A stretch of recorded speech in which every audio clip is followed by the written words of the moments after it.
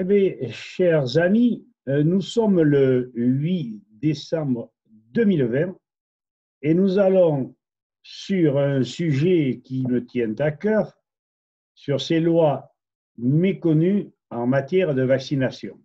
Ceci grâce au professeur, le vétérinaire, le docteur vétérinaire Kikandon, avec ses 2 livres, 12 balles pour un veto. Voyez-moi, ils commencent à prendre de la bouteille, les livres, mais ils sont toujours capables d'informer et de mettre au courant les chercheurs, même modernes. Ceci étant dit, nous allons partager l'écran et nous allons nous lancer sur le sujet.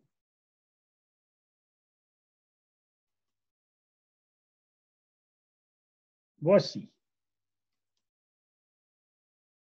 Donc, nous avons affaire à des lois capitales qui sont méconnues, camouflées, cachées, et enfin du concret sur les vaccins. Extrait de 12 balles pour un veto, tome 2, édition Agriculture et Vie, du docteur Henri Kikandon. Une cachotterie complice dévoilée, page 209 du livre. Alors, dixit le professeur Raoul Kouriski, qui n'était pas n'importe qui, directeur du Centre de recherche d'immunopathologie de l'INSERM, membre de l'Académie de médecine. Et voilà ce qu'il déclare. Il existe 2 lois méconnues en matière de vaccination. La première, toute vaccination, quelle qu'elle soit, entraîne inéluctablement des troubles de l'organe atteint électivement par la maladie. Deuxième loi, toute vaccination entraîne une aggravation anatomique ou fonctionnelle des organes les plus faibles, foie, alimentation, système nerveux, mode de vie. Les chercheurs savent combien il faut se méfier des raisonnements finalistes. L'immunologie en est encore à ses débuts. Elle traite des réactions physiologiques de l'organisme vis-à-vis de la pénétration de substances moléculaires non conformes au code génétique.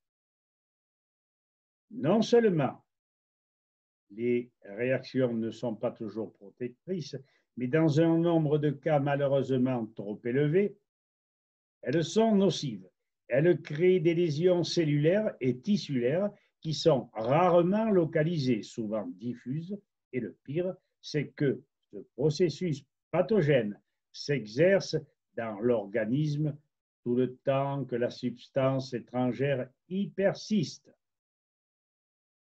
Nous apprenons, page 234, qu'après la vaccination, chez 10% des vaccinés, il y avait augmentation des globules blancs, la pléocytose, et sur 55%, une augmentation significative des protéines du liquide céphalo-rachidien. La polio se signale de cette manière. Abeck et ses collaborateurs, dans les archives psychiatriques de Nerwenck 204 en 1963, indiquent que 55% des vaccinés présentent des altérations microscopiques et biochimiques des liquides baignant directement le cerveau, altérations qui vont dans le sens d'une véritable poliomyélite. Dixit le docteur Pilette avec son livre sur la poliomyélite, Survie, Belgique 1976. En faudrait-il davantage pour dissuader parents et durs de la seringue? On ajoute que le vaccin actuel en préparation permettrait d'endiguer la pandémie. Mais comment pourrait-il agir puisque les personnes vaccinées n'auraient plus leur défense immunitaire maximale et que le soi-disant virus n'est pas en cause? Mais retenez-le bien, c'est très important, toutes les infections, empoisonnement, que la chimie en général et ondes électromagnétiques dispensent jusqu'aux éoliennes. Notre vitalité, réaction immunitaire proviennent bien d'une vie naturelle sans produits toxiques. Un mot sur le président Pompidou, qui avait reçu, c'est bien dans le livre du docteur Kitandon, avait reçu 5 vaccins avant d'aller en Afrique.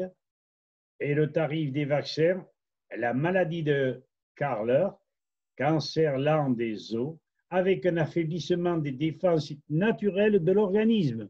Son médecin n'a rien trouvé de mieux que de le vacciner contre la grippe. Et dans la semaine, il décédait victime de la science médicale officielle. Ceci confirmé par la bioélectronique du professeur Louis-Claude Vincent à Königstein, en Allemagne, en 1976. Alors là, je remets mes lunettes pour clore la vidéo, n'est-ce pas?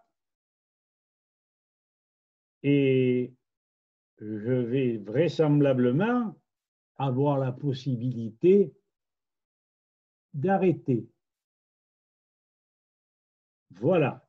Donc maintenant, il me suffit d'arrêter l'enregistrement et de vous dire, les copains, j'ai un tant soit peu merdoyé, mais finalement, nous avons fait à peu près bien les choses.